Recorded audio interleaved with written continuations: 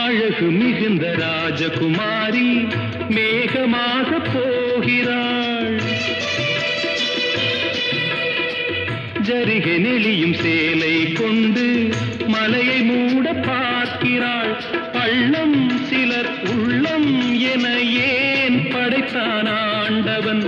பட்டம் பெற தேடுகின்றேன், எங்கே அந்த நாயகன்? மலையின் காட்சி இறைவன் ஆட்சி. செந்தாழம் பூவில் வந்தாடும் தென்றல் என் மீது மோதுதம்மா.